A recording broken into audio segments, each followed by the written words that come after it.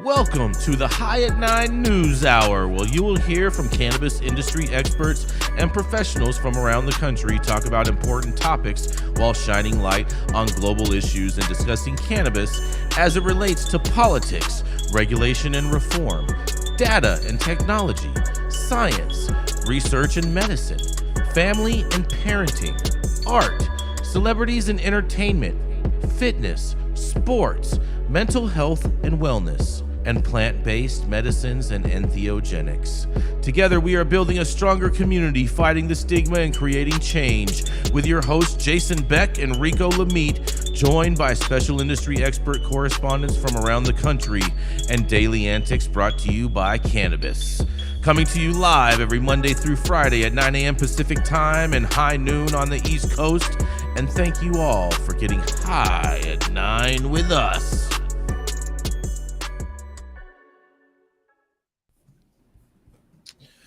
Oh, yes. Good morning, everybody. Today is Thursday, January 5th, and it is our 100th episode today.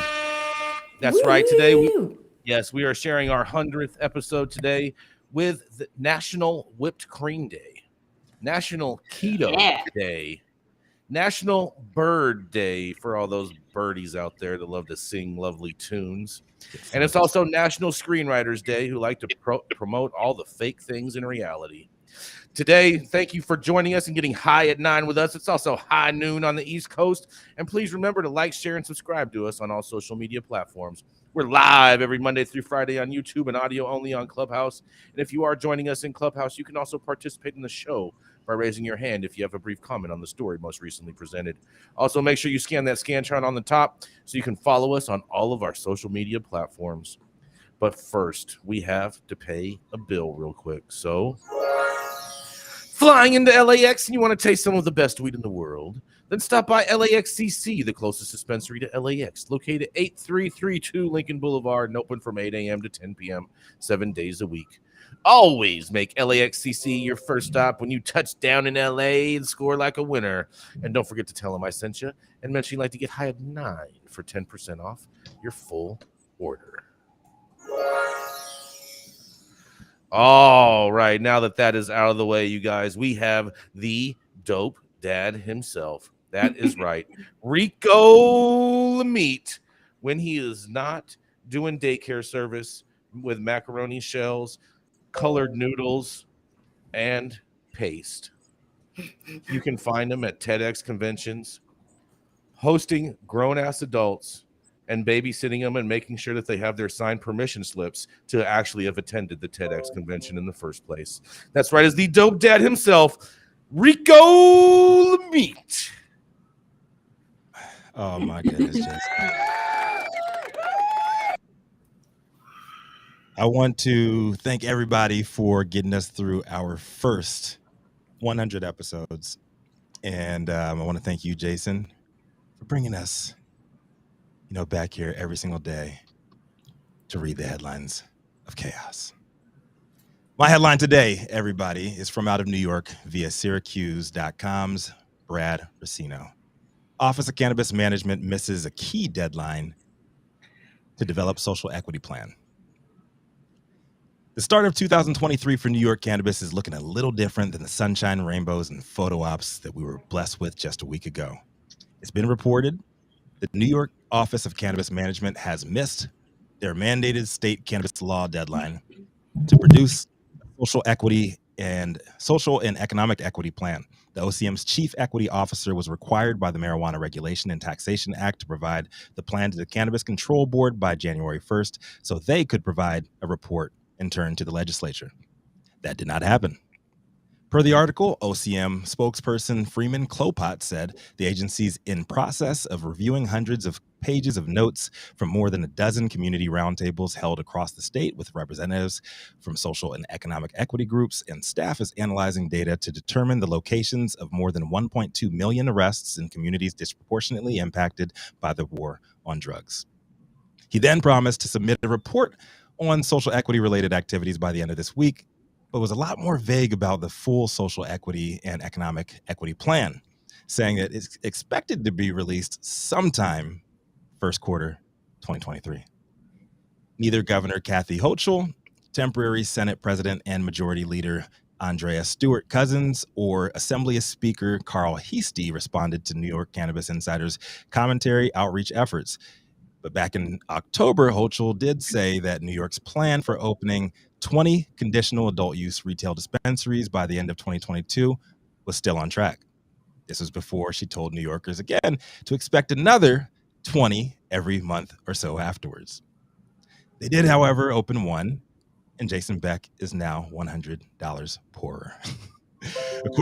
According to New York State Senator Jeremy Cooney, monitoring the MRTA's social and economic equity goals and reviewing the plan's required reports on implementation are the legislature's responsibility, but he does not seem to think that the missed deadline's really that big of a deal. Here's what he told New York Cannabis Insider. I've spoken with the leadership of OCM, and they're diligently working on drafting the SEE plan and reporting requirements under the state law. It is my understanding that unanticipated delays in data reporting, staff hiring, challenges, and ongoing community engagement have led to a delay in publishing these reports. While late, I have full confidence these reports will be made publicly available within a reasonable time frame. Historic data has revealed that whenever a politician says they have full confidence in something, they don't know what the fuck they're talking about, and they have no confidence whatsoever in the topics being discussed. New York cannabis industry operators and representatives, on the other hand, are not really too happy about this delay. These are the words of a pissed-off New York City-based cannabis attorney, Paula Collins. These are not general guidelines. This was in the MRTA. It's what the legislature approved. It's what the governor signed.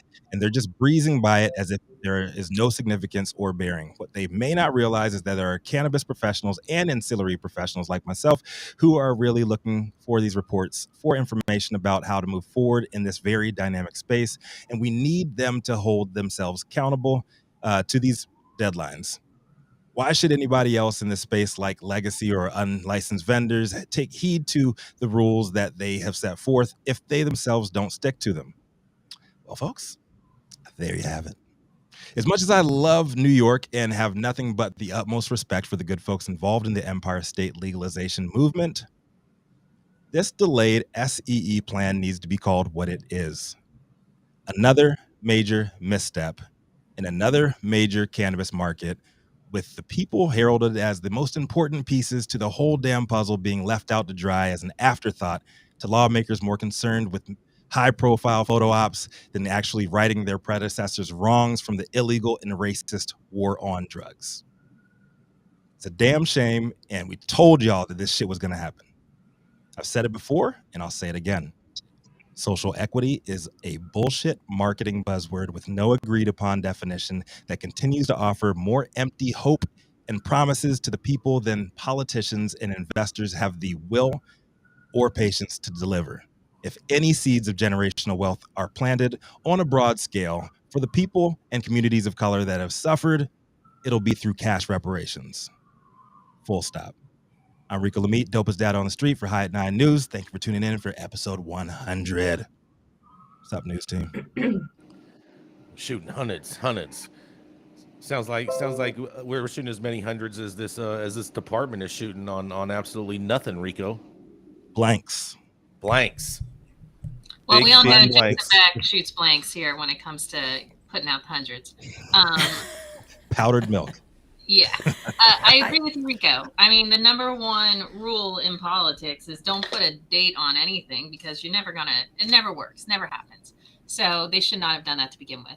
I'm not suggesting, though, that the folks in New York should just be left holding the bag. They're clearly falling down on the job and getting it out and what needs to happen. I think people get too excited by markets when they legalize.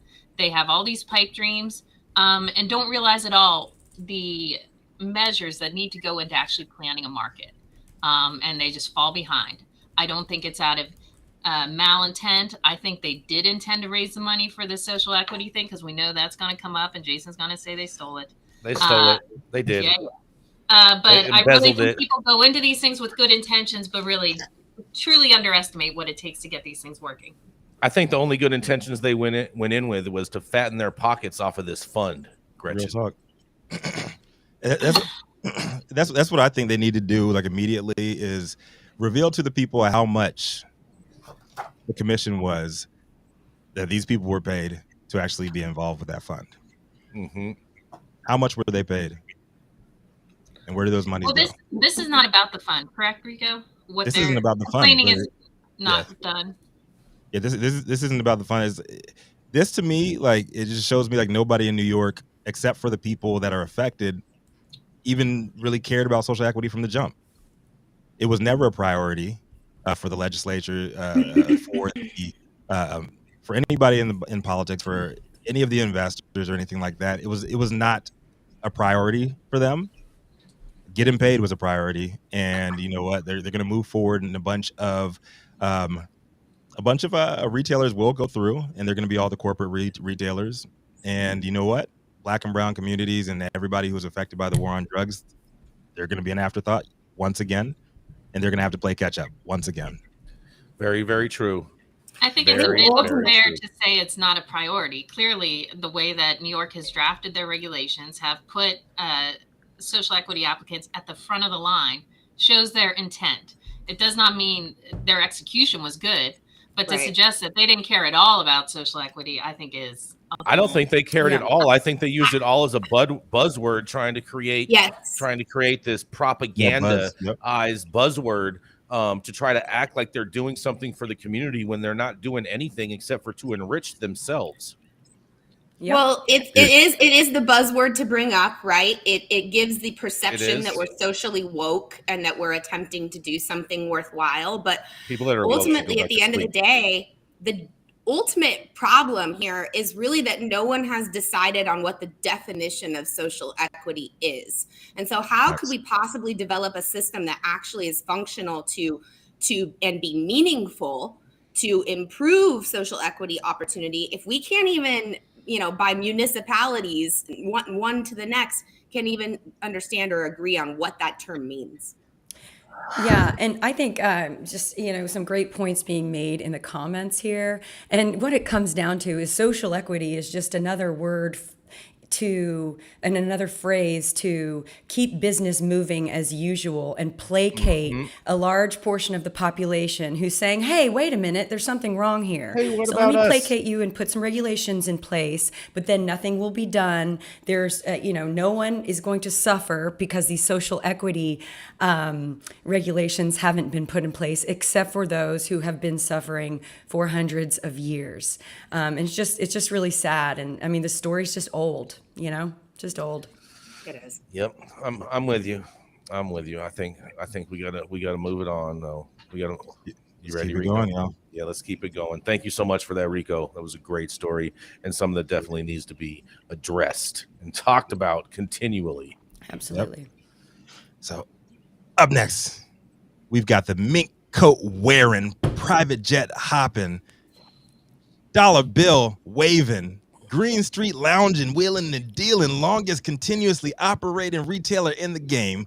There's no telling where he might pop up next. He's been spotted at Mar-a-Lago talking cannabis policy with disgraced politicians. He's been up politicking with Delta 8 hustlers out in Detroit where they call him White Gucci, or maybe even, you might even catch him at home in West Hollywood serving up truth to the people as the first president of cannabis tourism.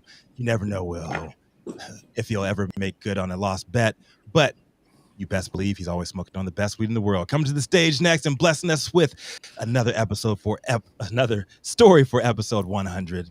Y'all know who it is. Jason Beck. Oh, yeah. Now, Rico, I think you're really going to like my story because my story kind of dovetails off of your story. Because in New Jersey, the NJEDA announces new cannabis equity grant program. That's right. On December 21st, 2022, the New Jersey Economic Development Authority announced the launch of their brand new cannabis equity grant program. This initiative was developed in order to assist with early stage expenses and technical training in an ever-growing cannabis industry. $10 million in total funding will be available during the initial program plot.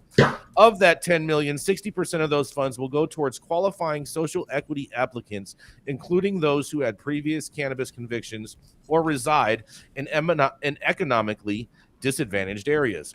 Economically disadvantaged areas are determined by the New Jersey Cannabis Regulatory Commission, who has identified zip codes that meet certain economic criteria.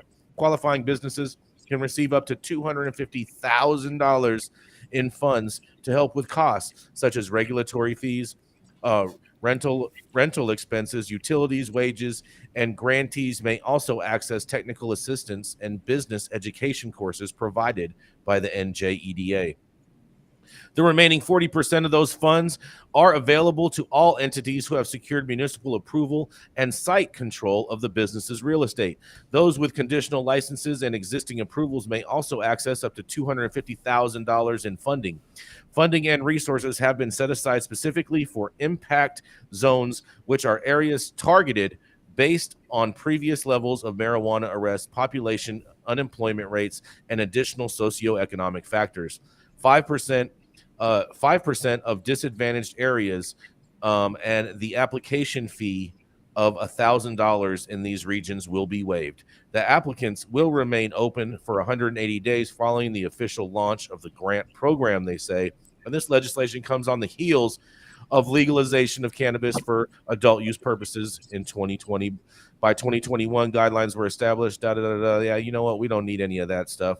But upholding and promoting equity in this expansion of this cannabis industry is but one way we've begun to rectify historic injustices that have largely impacted communities of color. Per the New Jersey ACLU, Black individuals were arrested for cannabis charges 3.45 times the amount of their white counterparts, despite similar rates of usage. Regularly, 15 counties in New Jersey have had a greater racial disparity than that of the national average. Thankfully, initiatives like the Cannabis Equity Grant Program help to correct these historic wrongs, they say. And per John Harmon, Senior, founder and president and CEO of the African American Chamber of Commerce, says, "We are pleased with the efforts of the NJEDA to authorize critical resources that will assist our constituency in advancing their plans to participate in the recreational cannabis industry in our state. I applaud the leadership of the NJEDA for their willingness to listen and engage in a frank dialogue with business entrepreneurs that have capital at risk and their plans to bring value to the marketplaces. It is through these best practices that we can realize a transformation that will lead a more equitable New Jersey," they say. The program would not be possible without the support of the New Jersey Economic Development Authority and the state's principal agency for promoting economic growth, inclusivity, and sustainability are central to the policies and strategies implemented by the NJEDA. They seek to build strong and dynamic communities, create meaningful job opportunities for the New Jersey residents, and forge a pathway to a stronger, more equitable economy. Though its partnerships with a variety of stakeholders, the NJEDA helps to introduce the quality of life and economic vitality of New Jersey. If you're a business owner looking to learn more about this program, please contact NJEDA at 844-965-1125, or you can visit them online at www.njeda.com for additional details regarding the program. And just as a side note on this, there was another article that related to the NJEDA that came out this morning, and the New Jersey Business Action Center, NJBAC, has selected Jersey City Attorney Jessica Gonzalez and her firm Veritas Quo LLC as its consultant to develop and launch the NJBAC Cannabis Technical Assistance Program and Training Academy. And I'm going to digress, and this is Jason Beck reporting for the 100th episode of the High at 9 News Hour. What do y'all have to say about this, New Jersey? Is it going to be like New York? Or is this what prompted the Twitter war that Manndie covered yesterday? What do y'all have to say? You know what? New Jersey is a very peculiar case, and everything that's happened so far in New Jersey is kind of bucking other trends. I've been hitting up my man Wes Mick White. I know you're watching the show, brother. Hit us up. He's the czar, the social equity czar over there. I'd love to hear it directly from the source. So I don't know. I'll be cautiously optimistic like I have been everywhere else, but I think them announcing this $10 million was basically a big middle finger in the face to New York for them shucking and jiving with their money. And I'm willing to bet that that's what got these regulators texting each other in a Twitter war yesterday. Probably is. I don't know where you come up with this stuff, Jason. It's like you've never been anywhere before in your life. I've been everywhere. That's the problem, Gretchen. I've been everywhere. Been there, It's done white that. Gucci. What you talking about? It's white Yeah, Gucci. girl, I'm in the streets. And I'm trying to figure this out, Jason. Does it say where the funding for this is coming from? It did not mention where the funding was coming from. If it was to my guess, it's coming from taxpayers. Revenue. Yeah, it's coming from taxpayers from the general fund in New Jersey. If I was to take a guess, but just full disclosure, that is a guess, and I would call it an educated guess. Wouldn't it be coming from the dispensaries that are already open, most likely? Like, wouldn't that funding be pulled from those that tax revenue? It could be pulled from that tax revenue, but it also could just be pulled from the general fund, and that tax revenue is expected to make up that difference. So it's basically a loan by the general fund that will be replenished by the taxpayers of New Jersey in regards with cannabis. That's a possibility. I don't know. That's all speculation. Come on, Wes. Well, anyway, I went to the New Jersey Economic Development Authority website to see if I were said business and wanted to apply and see if it could tell me more. And it's you were trying to get that $250K, huh? Well, it's nowhere there. So I think yes, New Jersey knows how to write a press release, but are they really taking care of people? From their website, doesn't appear to be. So I think they need to get on it if they're actually trying to push it forward, because there's no information about it whatsoever. I feel like you should have gotten this Twitter war, Gretchen, with those kind of comments. I feel like you should have been that Twitter war with gasoline on that fire, Gretchen. Yeah. From an outsider's perspective looking in, didn't New Jersey disallow home grow? Like, isn't that is correct? Yeah. So of course they don't care about the people.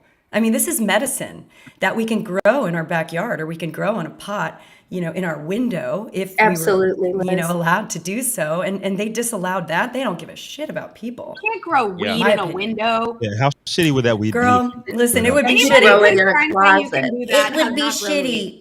It would be shitty, but you know what? You're missing my point. My point is that it's a plant, and that is a medicine, and that it should be our right to grow it, even to try to grow it in a window. I mean, it should be all right. Windowsill booth, huh? That's what we're advocating. That's all we have in Texas, man. Booth windows.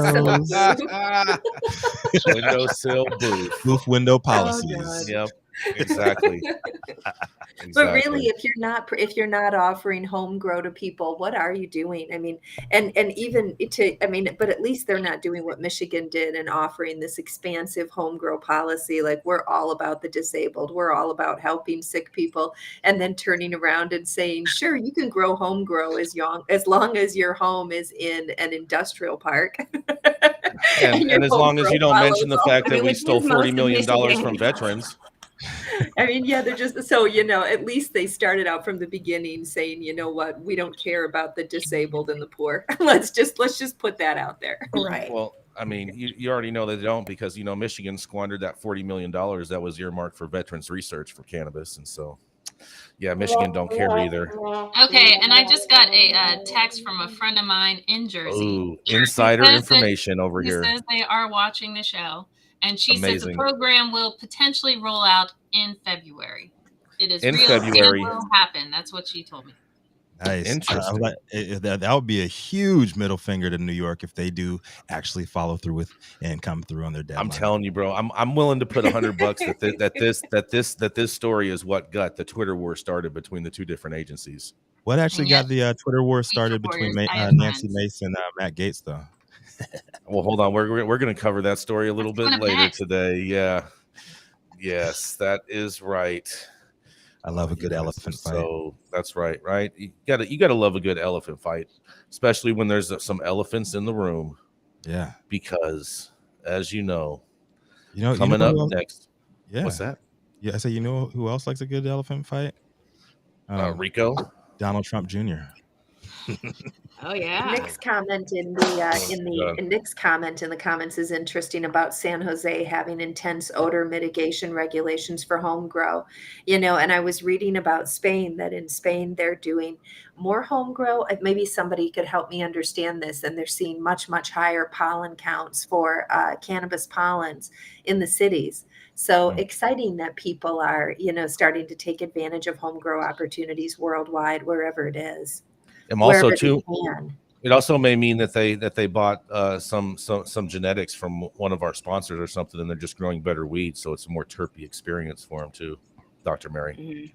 Mm-hmm. Yeah, that might be it too. That might be it. That might be it. But coming up next, she's a political strategist by day and a baker by night. A true female multitasker who can not only bake up a storm, but also knows how to make the sausage on Capitol Hill. She's the founder of Panoptic Strategies and our very own Washington Insider. That's right. Taking off the apron and coming up to the stage is none other than the Gretchen Gailey. All right, for all you fans out there who are watching a little trunk elephant fight of our own, we got 5 days down. Jason Beck has not paid me, done nothing, angles it. Damn. So to help him, because he seems incapable, I'm sending him a nice little card, Panoptic Strategies here, with a self-addressed stamped envelope he can put that 100 into. And here's the envelope I'll be sending that card in, with double postage to make sure it gets there, and that is the Mayflower for anyone who doubts my Mayflower roots. So Jason shots fired all around today, Gretchen. Shots fired. My headline is coming from Sean's favorite publication, Marijuana Moment. Pro-legalization GOP Congresswoman questions if pro-legalization GOP congressman is high amid leadership fight.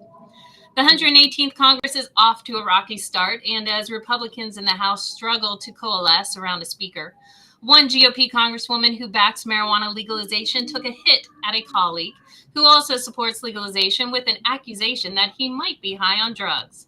For advocates, it's not the most reassuring kind of party infighting. Representatives Nancy Mace and Matt Gaetz are among the few House Republican champions of cannabis reform, and the early conflict could risk depressing efforts to build on bipartisan momentum to move the issue forward this session. Mace has gone after Gaetz from several angles in recent days over the congressman's role in rallying opposition against Representative Kevin McCarthy, who received the GOP nomination for Speaker, but has failed in several votes to secure majority support in the chamber to take up on that top role. This is the first time in a century that the House hasn't elected a Speaker in the first round of voting. On Wednesday, as just before the House held its fourth vote for Speaker in 2 days, Mace delivered another critique. I know people think I'm the weed lady, but serious question at Representative Matt Gaetz, what are you on? Mace sponsored a comprehensive legalization bill last session and has made a name for herself as one of the most vocal proponents of reform in the chamber, filing legislation to enact marijuana policy changes up until the very last days of the prior Congress. But while she told Marijuana Moment following last year's election that she's optimistic about advancing the issue, even after Republicans took the majority in the House, the intra-party conflict raises some questions about the extent to which members will be able to collaborate constructively. Marijuana Moment reached out to Gaetz for comment on the Congresswoman's attack, but he did not respond by the time of publication. Both Mace and Gaetz also stand out as members who are particularly active on Twitter and willing to use their platforms to raise cannabis policy issues. As bipartisan lawmakers worked against the clock to move marijuana banking legislation during the recent lame duck session, Mace lamented misinformation about how its passage was imminent and said we must look ahead and look beyond the cannabis banking reform next Congress. The tweet was deleted shortly thereafter and told Marijuana Moment that the plan was to post a deeper thread on the topic the following day, but that didn't happen. Another commonality between the congressional lawmakers, they both filed cannabis legislation within days left in the last session. Mace introduced a bill to provide federal tax relief to the marijuana industry, and Gaetz filed a cannabis research bill. While it was apparent that neither would advance before the session ended, it reflects their mutual interest in the issue, a shared legislative goal that advocates hope will not be compromised by this week's unrelated rut. Mace's drug-centered attack on Gaetz on Wednesday didn't have anything to do with his actual policy positions on cannabis reform, but for what it's worth, the choice for Speaker, whenever that comes, will have significant implications for federal marijuana issues. Marijuana Moment analyzed McCarthy's record as well as those in other House leadership positions within the Republican and Democratic parties. It's not clear if McCarthy will ultimately prevail against the intractable opposition of Gaetz and more than a dozen of his colleagues. What is clear, however, is that congressional marijuana reform isn't happening until someone is elected Speaker, as no House members can be sworn in unless that happens. Whether there's long-term fallout between the two GOP reform allies, what that can mean for future legislation is another question. For once, I concur with Nancy Mace. It doesn't happen often, but I think Gates is an idiot along with his band of 20 merry men. This whole thing is ridiculous. We need to move forward. Do I think it'll have lasting impacts on cannabis legislation? Absolutely not. This is Gretchen Pride, 9 News. Yeah. And she sips the coffee like, no, this ain't going to move the needle. I mean, but it's fun to talk about. I loved this fight. Okay, I love this. I thought this was great for cannabis. The fact that their two are just having a little Twitter spat in regards to something that has nothing to do with cannabis. I thought this was great for cannabis overall. We have the two leading Republican allies on cannabis reform. Both believe in descheduling. I mean, I thought this was fantastic. I enjoyed it. I think this is piss poor. What are you, out of your mind? I mean, I think all it does is perpetuate the stigma around cannabis. Are you high? That's why you're an idiot. No, that doesn't help us. And it doesn't help coming from advocates or the plant. I mean, Jason, you're almost responding like any news is good news. And I feel like we're too far down the chute to still be thinking that any news is good news. Can I show you the guys my favorite tweet in regards to all of this? This was my favorite one. I don't. I get it. I think, you know, like I'm all for it. Yeah, I'm all for like the dysfunction and everything, but I'm just for all politicians being dysfunctional. But I think these are the types of jokes and barbs you can trade toward each other in public space when you're winning. And right now, the conservatives are not winning. Conservatives are winning. Conservatives are winning because this is how democracy was meant to take place. It's not just you just fall in line and fall behind your party and whatever. It's like, hey, we have some serious issues in regards to how we're going to proceed.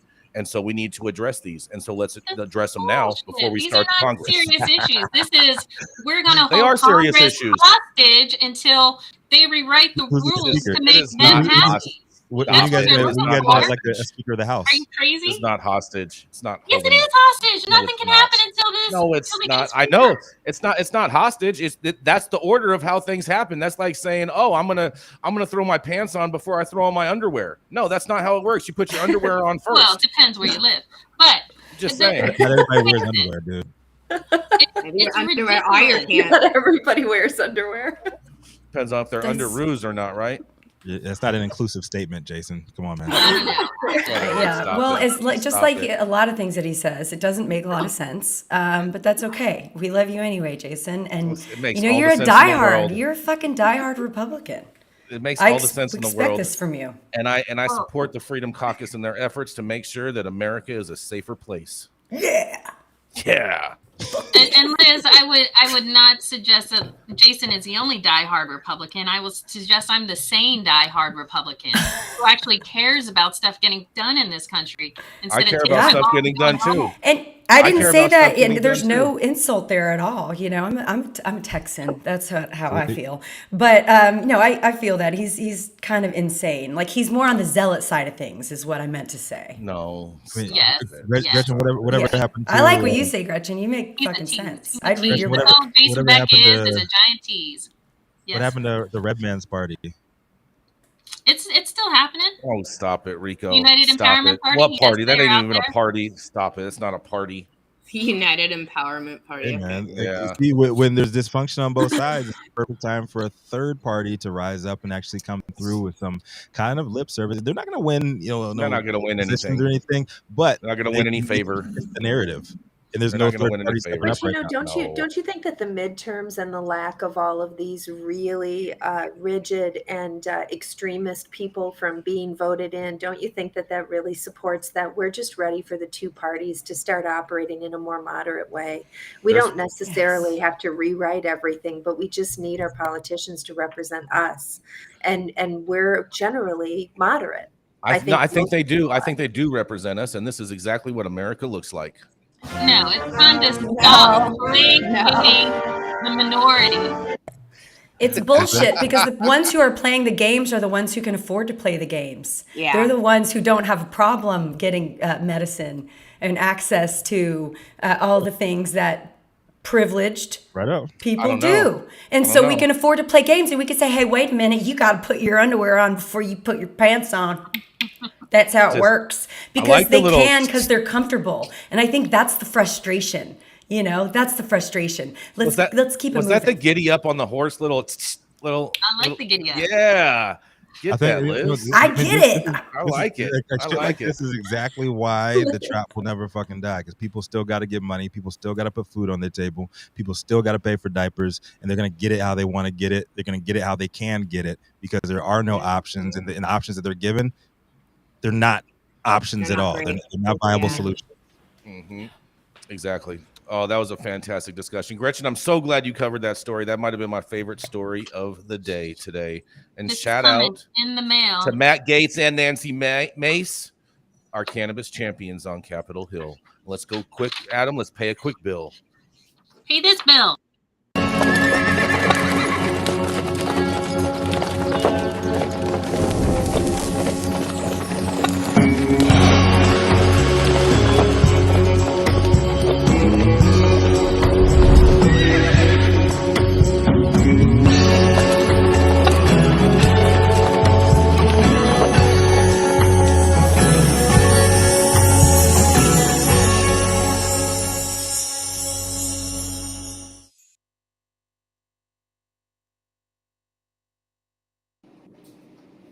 That shit was epic. That was right. Love that Texas. I feel like I just went wizard school with that commercial. That was good. Right? You guys like that? Good. I'm glad you guys enjoyed that. Because the thoughts and opinions and general overall shade thrown on the High at 9 News are those of the individual speakers and not those of any other speaker or its followers. The statements made do not constitute legal or accounting advice, and our speakers make no representation regarding the legal status of any substance in any country, area, or territory of any authorities. The views expressed in this room do not establish any fiduciary relationship. Our sponsors do not imply or constitute any endorsement by us or the expression of any opinion whatsoever on the part of any speaker on stage. If you're an easily offended person, this show is probably not for you. And also, maybe you should go and start a Twitter war.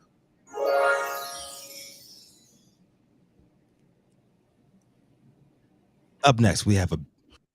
You want to grow some of the best weed in the world? Then you must start with the best genetics in the world. Go to www.dnagenetics.shop to order regular, feminized, or autoflower beans. All of your favorite DNA genetics cultivars such as Kosher Kush, Skywalker Kush, and oh yeah, Chocolate Truffle Shuffle. Boasting more cannabis awards for their award-winning genetics than any other company in the world. Remember to go to www.dnagenetics.shop to see why our terps don't lie.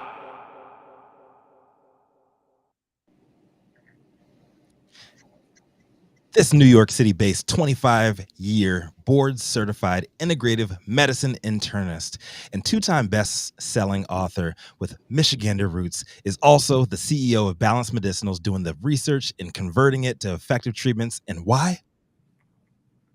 So you don't have to, because we know that you won't. When she's not treating patients with alternative medicines, she can also be found in front of her video camera, cooking and walking up the Upper West Side. Coming to the stage next, it is Dr. Mary Clifton. Hi, everybody. Great to see everybody again today, and Happy New Year. And thank you for that great introduction. Jason found my story for me today. Thank you, Jason. From healthnews.com, which I hadn't heard, which I don't see a lot of medical cannabis coming out of Health News. So I'm delighted to get this. It's an article about medical marijuana use for epileptic seizures by Brianne Kasetic. And it really is nothing new, unfortunately. No new studies on seizure, but does talk about all of the previous studies and really brings to light how important and significant seizure disorder is and how many people need another alternative. There's 3.4 million Americans who live with epilepsy, but when you look at seizure as a disease, 1 in every 100 people, 1% of people over their lifetime will have a seizure, whether it's a baby who has a febrile seizure where they get a high fever and they have a seizure that's unrelated to ongoing seizure disorder, or if it's a person living with epilepsy or a person who has seizures after head trauma. There's a lot of different reasons to have a seizure, and a lot of times we don't really know why they're happening. It's like a short circuiting in the electricity of the brain. But people with seizure disorder, it isn't like we put them on one seizure medication and then we just send them off and they're doing great. There's neurologists that have whole seizure clinics, and people with seizures are often on a couple of different medications, or switching from medication to medication, changing the dosages because they just don't get control. Out of this 1 in 100 people who has seizures, 1 in 3 people with seizures cannot get their seizures under control with current medical management. And that's where the cannabis research is so exciting. The research has been primarily done on children who have genetic syndromes that have seizure associated with the genetic syndrome. And in some of those syndromes, the seizures are extremely difficult to control because of the way that there's growths on the brain or changes to the blood vessels in the brain or malformations, so that it's very difficult to control the seizures. And these kids go on CBD at reasonable doses, at pretty high doses, and then are able to reduce their seizure rates by 30%, which is huge in these early studies on these very complicated seizures. Because, when we're doing these studies, most of the time, a caregiver is answering the results on the surveys about how many seizures the child is getting, because the child is so disabled. And many of them are having 1 or 2 seizures a day. So then if you think about it, they're having their phase before they go into their seizure, they have their seizure, and then there's 3 or 4 hours after the seizure that you're kind of zonked out. So if you can take a disabled person from 1 seizure a day that without a lot of understanding of when it's going to hit, it just pulls you out of your day for 4 hours. So imagine only doing that 20 times a month instead of 30 times a month.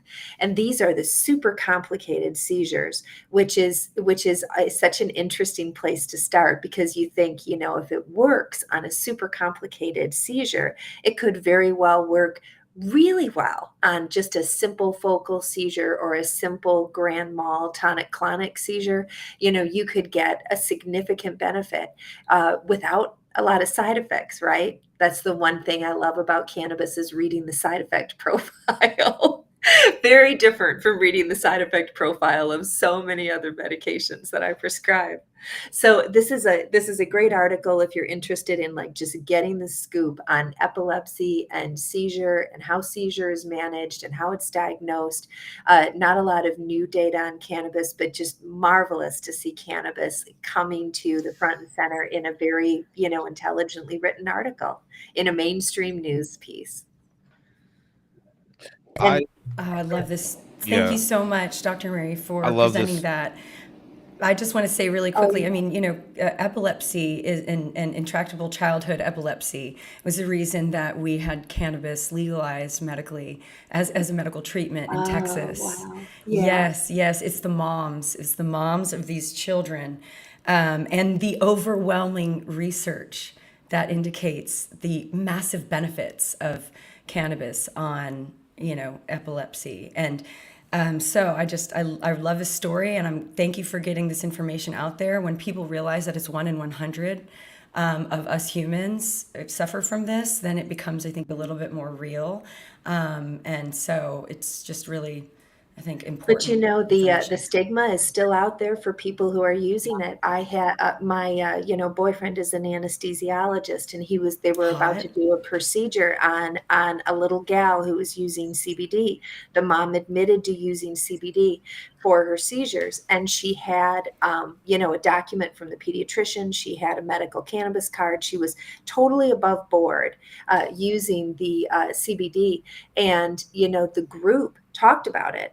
and then came back and said she would be able to undergo her procedure once she discontinued the CBD and got on a seizure medication that they knew that they trusted, and then they would go back. So the mom was like, "You've just got to be kidding me. We're getting better control with CBD, but now you're going to make us stop it and go back." So they did, and then he saw her a few weeks later and gassed her and everything went fine, But I mean, the thing is, everything would have gone fine with the cannabis before. So Right. it's a weird world we're living in, just, trying to get this integrated into the Western medicine model. Sure. There's a lot at stake. I think a lot at risk for those who make the most money.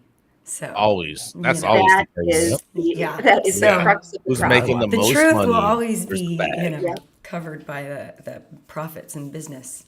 Mm-hmm. Yeah, We have- it is. It's going to take a long time to bring cannabis forward. I think good regulation in our industry, very high integrity, is going to help, but it's going to take a long time because why would Western medicine embrace cannabis? No, There's exactly. no There's no reason to. There's no reason to, but for the fact that we're human, we're organic beings, and it actually would improve our lives. But we're fucked up. Nick mentioned something that I was thinking of as well. Nancy Whiteman of Wana Brands, she just donated $30 million to the research of to forwarding the research at Johns Hopkins. I hadn't heard. A big shout out. Big shout out to her. Keep the research going, and every little article that we can push forward. Yes, and a big shout out to was it Canopy Growth that took that huge L. Oh, hold on.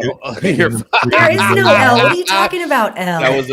That was hey, but we do $300 million that they'll never get back. And Hey, what are you saying? Never get back? Do you have a crystal ball? We're going down a rabbit hole. Hold on. We have Troy up from the audience to have say something on this. What do you have to say about this, Troy?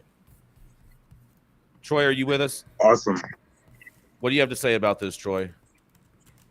Awesome. Yes, thank you. Awesome. Yes, thank you. Great article. Great to see it going back to medical. It's just a shame to see the doctor scenario with that surgery that I heard, because even I went through that with the hernia, and they were quite avid that you cannot have it in your system due to scar tissue and other things of that nature. So a lot of research needs to be done, and it needs to go back to medical. It's great to see this article. So awesome, Troy. Thank you so much.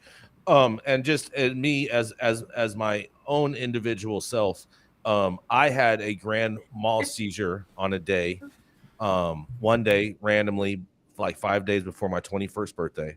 Spent my 21st birthday in the hospital, tied down on bed rails and whatnot. And I literally went to sleep one night and had the grand mal seizure in my sleep. And it was on a day that I did not consume any cannabis because I was too sick. It actually hurt my throat to smoke. And this was long before brownies and edibles and all this other bullshit delivery systems and whatnot.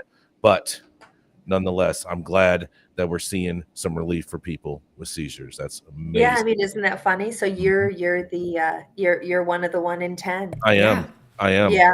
Yeah. I don't hope that never happens to me. I mean, that seems like that can cause a lot of problems, a lot of injury. Just, I don't want to fall down without like being able to grab myself before I go down, I just would be worried about head injury, or I've seen a lot of bad outcomes from uncontrolled seizure. Well, I played high school football, Mary, so I've had my head banged up a lot. So I'm pretty hard-headed. Not to mention I've been running this for so long. You got to be hard-headed to get raided by the feds 3 times and keep running. I sat around like a nerd in science labs, pouring different stuff into beakers and reading books. So I have like no head injury. Other than the brain injury I caused myself from all those hours of the books. I had a 6th grade science teacher, and I remember my class was so bad we actually punked him, and he never even came back to class. Oh, yeah, kid. Yeah, it was a pretty rough school I went to, Pittsburgh High School. Shout out to all the people in Pittsburgh. P-town. But nonetheless, coming up next, our next correspondent is a savage cannabis advocate from the Lone Star State, and the host of the podcast Feminized with Liz Grow. She interviews the dopest women in weed, and Liz dives deep into all the facets that the cannabis industry, as the co-founder of Grow House Media and the co-creator of the Texas Hemp Cup. Oh man, big judging going on in that Texas Hemp Cup.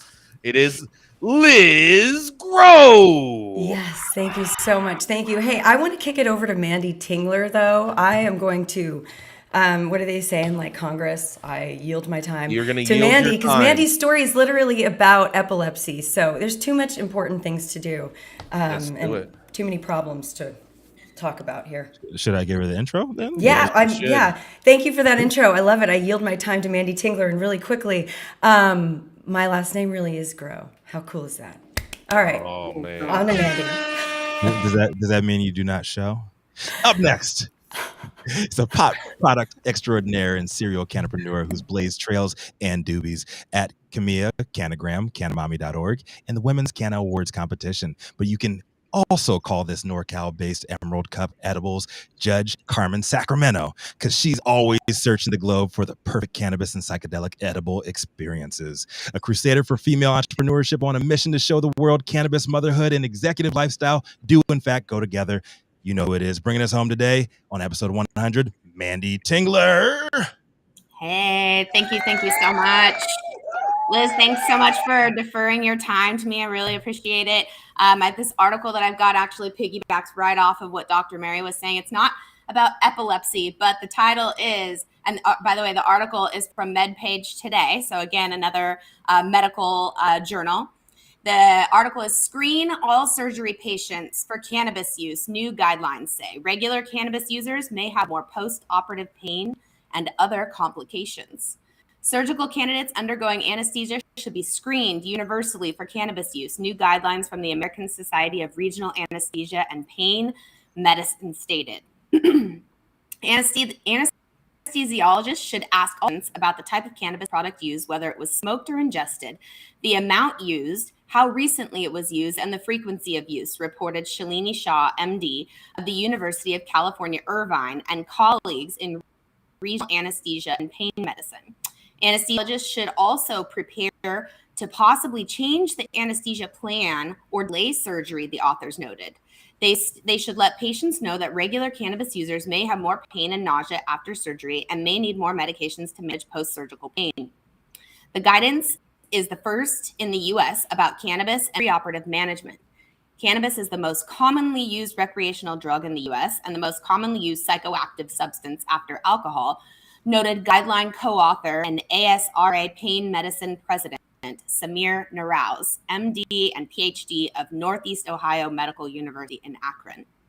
About 10% of the population, or 27.6 million people, reported monthly use in 2017, according to data from the Substance Abuse and Mental Health Services Administration, and that number is growing. Recent Gallup poll numbers place the number of Americans who smoke marijuana at about 16%. That's why we've been working on these guidelines for the last 2 years, because we have millions of people using cannabis recreationally or medicinally, Narauz said in an interview with MedPage Today. Every day, people who use cannabis present for surgery, he pointed out. We see some observational studies about this in the literature, but there have been no randomized control trials. But even in observation studies, patterns were clear. The main issue we're seeing is more pain recovery and more nausea and vomiting also in recovery, he said. We also saw associations with increased risk for post-operative cardiovascular morbidity, post-operative myocardial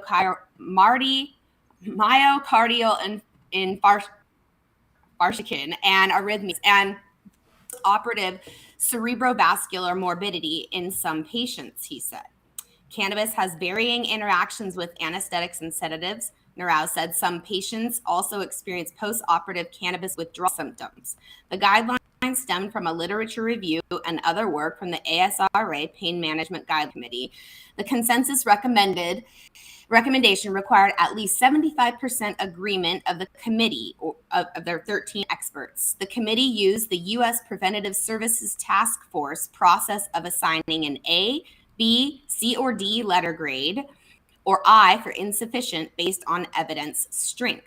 Recommendations receiving an A grade included screening all patients before surgery, postponing elective surgery if patients had altered mental status, counseling heavy users about potentially negative effects of cannabis post-operative pain control, and counseling pregnant patients on risks associated with use, Those receiving a B were counseling patients on potential preoperative risks associated with continuing cannabinoids and discouraging cannabis use during pregnancy and immediately after childbirth. C grade recommendations included delaying elective surgery for at least 2 hours after patients smoked cannabis, adjusting the anesthesia delivery based on symptoms and timing of last consumption, increasing vigilance of potential heart and neurological problems after surgery.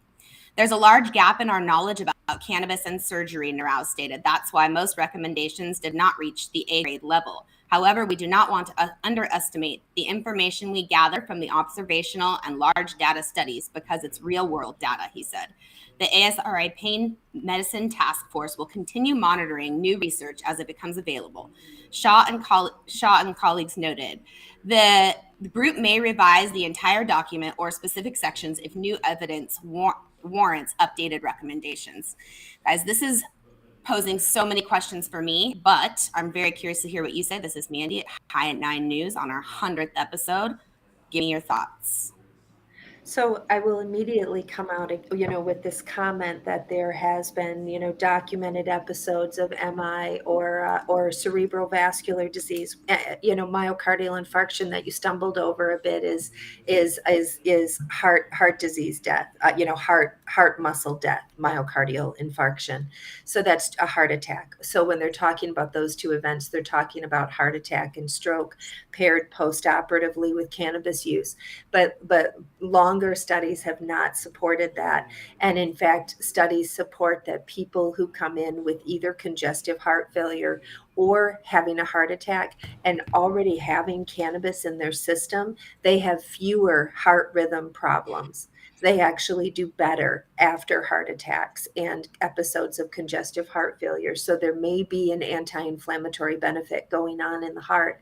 And it is clear within the anesthesia literature that giving somebody that a person who is using cannabis preoperatively is going to end up using more anesthesia during surgery and is going to have more postoperative events with the nausea and increased pain management. But we don't have enough long-term research to definitively support any other negative outcomes. And my concern is that if we start testing every single patient, where is the doctor going to be required to report, what could be criminal behavior?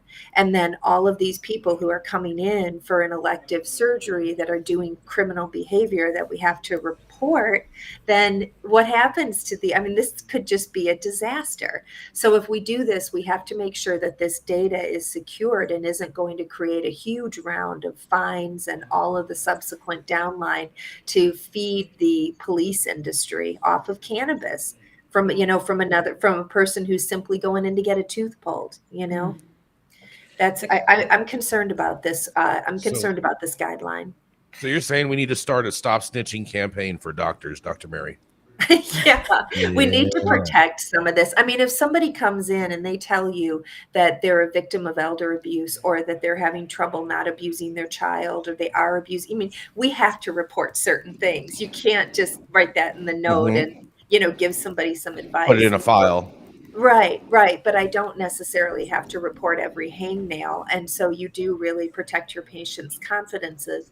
But if we're testing every patient before surgery and you're in Kansas or something where that terminally ill patient. You're not going to be able to brush it under the rug. You're not going to have a rug. You're just going to have a floor that they see all the dirt on.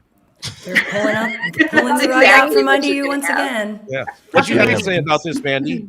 Manndie, I had a question actually for Dr. Mary. So, someone like me, I have a very sensitive system. If I undergo anesthesia, it doesn't matter if I'm in a cannabis using capacity or not. I wake up very sick. It doesn't matter. I'm always feeling nauseous after I have anesthesia. Yeah. I'm very sensitive to most pharmaceutical medications, period.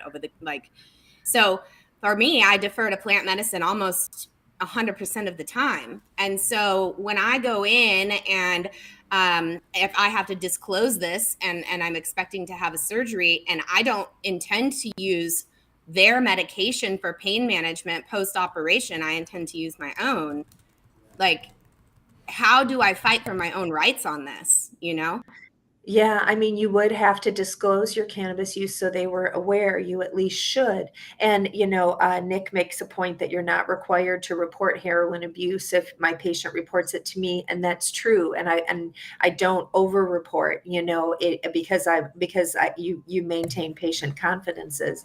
You become this vault of secrets over a 20-year private practice in a small town, I'll tell you. But you can.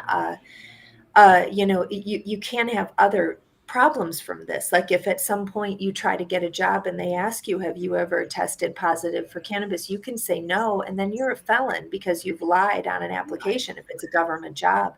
You can't, if somebody dredges up that test from somewhere. So you have to admit to that test. It's it's just something I think you have to be very careful about consenting to whatever therapy they say that they have to do. But if it becomes a guideline like this, everybody takes it on because these guidelines don't happen by accident. They're developed over time. And if you don't follow them, then your insurance company gives you a hassle. So, if this becomes a guideline, there's going to be a lot more testing and the downstream consequences could be significant. Interesting. Very fascinating. So just keep lying to your doctors, people. Yeah, well, I just wonder too if this is just going to spark more doctor tourism with people being fearful that live in states that can't consume cannabis, that do consume cannabis, traveling to states for medical operations specifically because of that reason. Yeah, that would protect that population. I worry about the person who's been in a traumatic motor vehicle accident, but I think we're already screening them. But then I worry about people who have an appendicitis, and you can't really travel for that, or somebody with some sort of acute sinus problem. It bothers me that every time you go in, we're just gonna and we do some things we just do before surgery. You get an EKG, you get a lab panel to check for the hemoglobin level and the sodium and potassium. But if we add on a cannabis one to every one of those, oh my God.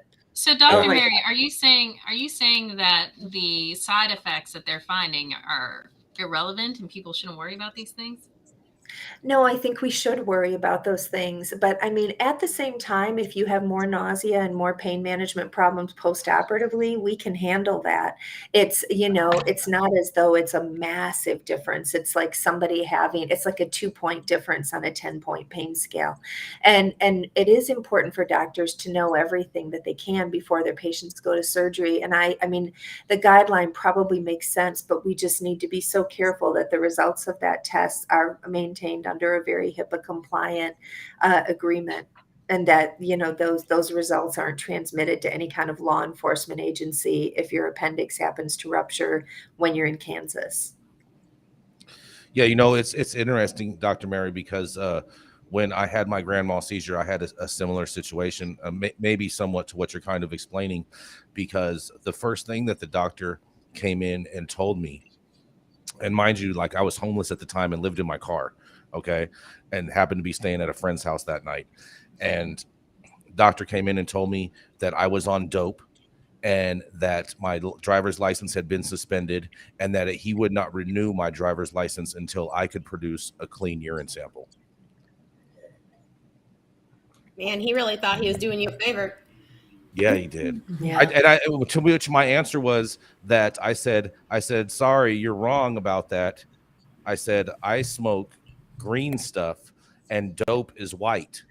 So, and he didn't like that one that much. But, no hope in dope. Yeah. You should have said, don't worry about it. In 3 or 4 years from now, I'm just going to have a driver anyway. Oh man, I'm with you, Dr. Mary. That would have been a good one too. That would have been fantastic.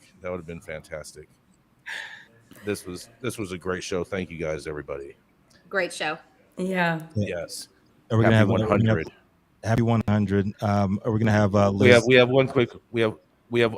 Oh yeah, go ahead, Liz. You want to sum up the story? Sure. Yeah. I mean, I can definitely share a little bit about this story. I mean, it's a lengthy one, but it's an important one, and it's from Lost Coast Outpost, and it's essentially collapsing cannabis industry guts. Garberville businesses, local leaders look to tourism as a saving grace. And as a Texan, we don't have we don't have a program, so to speak. We do have a medical program. It's very, very small and restrictive. But we look to California. We dream about California. We fly to California and want to smoke all your weed. And it's amazing. But it's just so heartbreaking to see how the cannabis industry is collapsing in California. And this story was just like, really kind of hit home. So the collapse of California's cannabis market has devastated the local economies and left communities throughout southern Humboldt struggling to stay afloat. Businesses are closing left and right, and residents who have built their livelihoods around the region's prolific cannabis industry fear they will lose everything. Communities nestled in the most remote corners of the county have been hit the hardest, but the cannabis industry's decline is most evident in Garberville. So I'm just, I'm not going to read the rest of this story because I think we know how it goes. But yes. I would love to hear from you guys. You're in the industry. You are moving the industry in California. Why the fuck is it falling apart? And because it's under Democratic control, and Democrats like to overregulate and overtax, and that's basically what is going on. What's happening? Yeah. No, it's falling apart because of corporatization, man. Capitalism. No, it's falling apart because of overtaxation and overregulation. That's why it's falling apart. Bottom line. What do you do? Capitalism. How do you change that? I don't know. Tell people, more people to vote? You know how we change it? We go and we pay this quick bill with a commercial because capitalism. Is there a resetting anywhere? At True Classic OG, we live by one motto: stay true. We stay true to our legacy cut of True OG that's always fresh, piney, gassy, and delicious. We represent the spirit and hustle and diversity of our great city of Angels, and we stay true to the spirit of this plant, doing everything in-house to ensure that you get the highest quality and consistency with every batch. And that's what made us LA's favorite OG. True Classic OG. Stay true, Los Angeles. That's hilarious. We're going to solve all the problems by doing a commercial. That's right. All right, y'all. Thank you guys so much for sticking with us through 100 episodes here at High at 9 News. It's been a journey so far, and we've got so much ahead of us as well. You can always catch us on weekdays, 9 a.m. Pacific and high noon on the East Coast. Big shout out to our live audience members, online supporters, tuning in, giving us feedback on the daily headlines of chaos everybody knows as the developing cannabis industry. Our vetted industry correspondent team tuning in from all over the globe, global community, bringing us much needed variety of perspective and adding your respected opinions to the conversation. You guys saw a good example of that today with Dr. Mary and her story.